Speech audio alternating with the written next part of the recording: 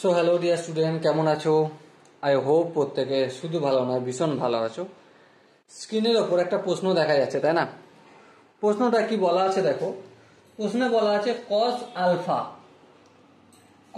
Alpha into cos of gamma minus alpha.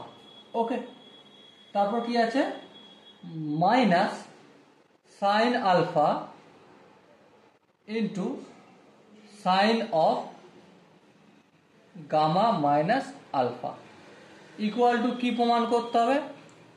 Cos of gamma প্রমাণ করতে হবে।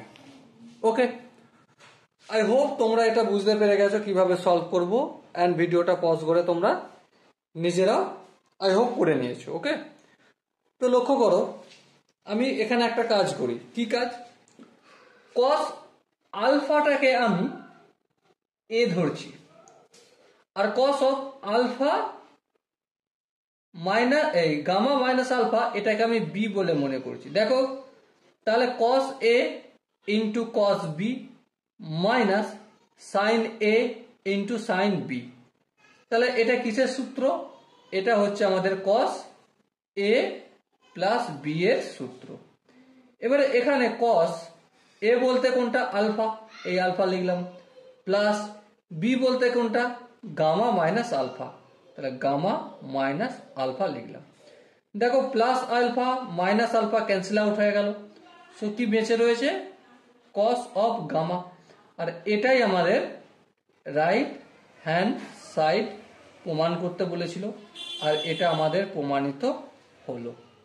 ওকে, so dear student, I hope তোমরা প্রত্যেকে cos of A plus B এর formula জানো।